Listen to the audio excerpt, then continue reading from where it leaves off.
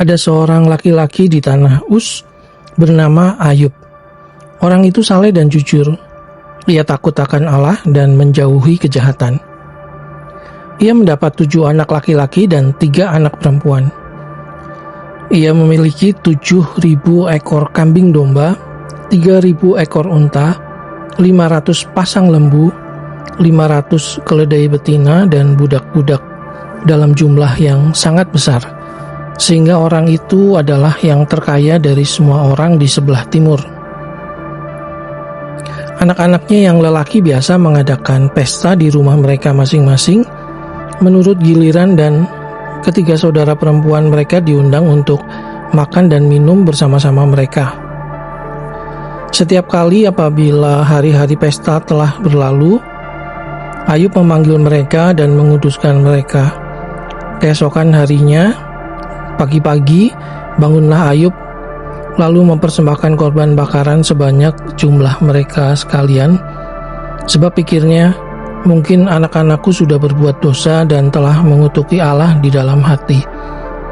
Demikianlah dilakukan Ayub senantiasa. Pada suatu hari datanglah anak-anak Allah menghadap Tuhan, dan di antara mereka datanglah juga iblis. Maka bertanyalah Tuhan kepada iblis, "Dari mana engkau?" Lalu jawab iblis kepada Tuhan, "Dari perjalanan mengelilingi dan menjelajah bumi." Lalu bertanyalah Tuhan kepada iblis, "Apakah engkau memperhatikan hambaku Yakub? Sebab tiada seorang pun di bumi seperti dia yang demikian saleh dan jujur, yang takut akan Allah dan menjauhi kejahatan." Lalu jawab iblis kepada Tuhan, "Apakah dengan tidak mendapat apa-apa Ayub takut akan Allah? Bukankah engkau yang membuat pagar sekeliling dia dan rumahnya, serta segala yang dimilikinya? Apa yang dikerjakannya telah kau berkati, dan apa yang dimilikinya makin bertambah di negeri itu. Tetapi ulurkanlah tanganmu dan jamahlah segala yang dipunyainya, ia pasti mengutuki engkau di hadapanmu." Maka firman Tuhan kepada iblis, "Nah, segala yang dipunyainya ada dalam kuasamu. Hanya janganlah engkau mengulurkan tanganmu terhadap dirinya." Kemudian pergilah iblis dari hadapan Tuhan. Pada suatu hari, ketika anak-anaknya yang lelaki dan yang perempuan makan-makan dan minum anggur di rumah saudara mereka yang sulung, datanglah seorang pesuruh kepada Ayub dan berkata, "Sedang lembu sapi membajak dan keledai-keledai betina makan rumput di sebelahnya, datanglah orang-orang Sheba menyerang dan merampas, serta memukul penjaganya dengan mata pedang. Hanya aku sendiri yang luput, sehingga dapat memberitahukan hal itu kepada Tuan." Sementara orang itu berbicara, datanglah orang lain dan berkata, "Api telah menyambar dari langit dan membakar serta memakan habis kambing domba dan penjaga-penjaga. Hanya aku sendiri yang luput, sehingga dapat memberitahukan hal itu kepada Tuan." Sementara orang itu berbicara, datanglah orang lain dan berkata, "Orang-orang Kasdi membentuk 3 pasukan, lalu menyerbu unta-unta dan merampasnya serta memukul penjaganya dengan mata pedang. Hanya aku sendiri yang luput, sehingga dapat memberitahukan hal itu kepada Tuan." Sementara orang itu berbicara, datanglah orang lain dan berkata, "Anak-anak Tuan yang lelaki dan yang perempuan sedang makan-makan dan minum anggur di rumah saudara mereka yang sulung. Maka tiba-tiba angin ribut bertiup dari seberang padang gurun. Rumah itu dilandanya pada 4 penjurunya dan roboh menimpa orang-orang muda itu sehingga mereka mati. Hanya aku sendiri yang luput, sehingga dapat memberitahukan hal itu kepada Tuan." Maka berdirilah Ayub, lalu mengoyak jubahnya dan mencukur kepalanya. Kemudian sujudlah ia dan menyembah, katanya, "Dengan telanjang aku keluar dari kandungan ibuku, dengan telanjang juga aku akan kembali ke dalamnya. Tuhan yang memberi, Tuhan yang mengambil, terpujilah nama Tuhan."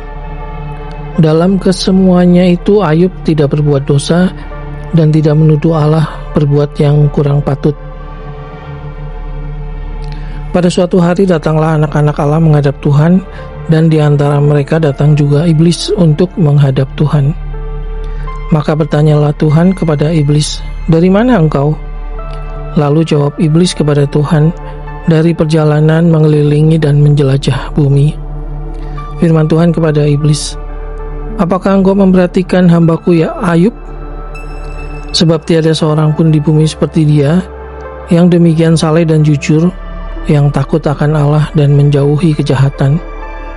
Ia tetap tekun dalam kesalehannya, meskipun engkau telah membujuk aku melawan dia untuk mencelakakannya tanpa alasan."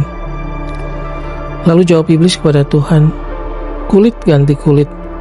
Orang akan memberikan segala yang dipunyainya ganti nyawanya. Tetapi ulurkanlah tanganmu dan jamalah tulang dan dagingnya. Ia pasti mengutuki engkau di hadapanmu." Maka firman Tuhan kepada iblis, "Nah, ia dalam kuasamu, hanya sayangkan nyawanya." Kemudian iblis pergi dari hadapan Tuhan. Lalu ditimpanya Ayub dengan barah yang busuk dari telapak kakinya sampai ke batu kepalanya. Lalu Ayub mengambil sekeping beling untuk menggaruk-garuk badannya sambil duduk di tengah-tengah abu. Maka berkatalah istrinya kepadanya, "Masih bertekunkah engkau dalam kesalehanmu? Kutukilah Allahmu dan matilah." Tetapi jawab Ayub kepadanya, "Engkau berbicara seperti perempuan gila.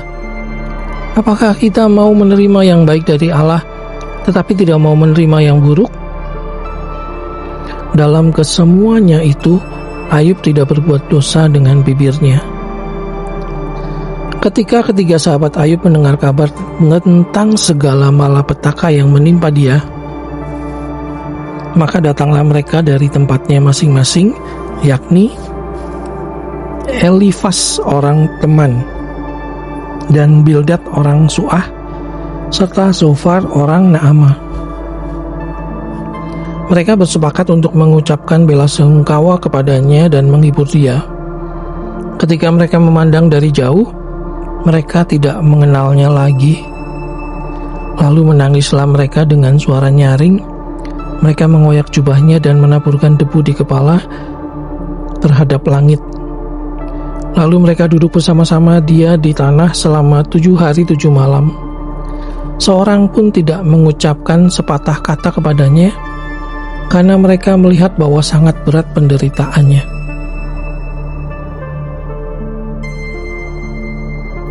Sesudah itu Ayub membuka mulutnya dan mengutuki hari kelahirannya. Maka berbicaralah Ayub, "Biarlah hilang lenyap hari kelahiranku dan malam yang mengatakan seorang anak laki-laki telah ada dalam kandungan. Biarlah hari itu menjadi kegelapan. Janganlah kiranya Allah yang di atas menghiraukannya, dan janganlah cahaya terang menyinarinya. Biarlah kegelapan dan kekelaman menuntut hari itu, awan gemawan menudunginya, dan gerhana matahari mengejutkannya. Malam itu biarlah dia dicekam oleh kegelapan. Janganlah ia bersukaria pada hari-hari dalam setahun. Janganlah ia termasuk bilangan bulan-bulan. Ya, biarlah pada malam itu tidak ada yang melahirkan dan tidak terdengar suara kegirangan. Biarlah ia disumpahi oleh para pengutuk hari, oleh mereka yang pandai membangkitkan marah Lewiatan. Biarlah bintang-bintang senja menjadi gelap. Biarlah ia menantikan terang yang tak kunjung datang. Janganlah ia melihat merekahnya fajar, karena tidak ditutupnya pintu kandungan ibuku, dan tidak disembunyikannya kesusahan dari mataku. Mengapa aku tidak mati waktu aku lahir, atau binasa waktu aku keluar dari kandungan? Mengapa pangkuan menerima aku? Mengapa ada buah dada, sehingga aku dapat menyusu? Jikalau tidak, aku sekarang berbaring dan tenang. Aku tertidur dan mendapat istirahat bersama-sama raja-raja dan penasihat-penasihat di bumi. yang mendirikan kembali reruntuhan bagi dirinya, atau bersama-sama pembesar-pembesar yang mempunyai emas yang memenuhi rumahnya dengan perak? Atau mengapa aku tidak seperti anak gugur yang disembunyikan, seperti bayi yang tidak melihat terang? Di sanalah orang fasik berhenti menimbulkan huru-hara. Di sanalah mereka yang kehabisan tenaga mendapat istirahat, dan para tawanan bersama-sama menjadi tenang. Mereka tidak lagi mendengar suara pengerah. Di sana orang kecil dan orang besar sama, dan budak bebas daripada tuannya. Mengapa terang diberikan kepada yang bersusah-susah dan hidup kepada yang pedih hati, yang menantikan maut yang tak kunjung tiba, yang mengejarnya lebih daripada menggali harta terpendam, yang bersukaria dan bersorak-sorai dan senang bila mereka menemukan kubur? Kepada orang laki-laki yang jalannya tersembunyi, yang dikepung Allah, karena ganti rotiku adalah keluh kesahku dan keluhanku tercurah seperti air. Karena yang kutakutkan, itulah yang menimpa aku, dan yang kucemaskan, itulah yang mendatangi aku. Aku tidak mendapat ketenangan dan ketenteraman. Aku tidak mendapat istirahat, tetapi kegelisahanlah yang timbul.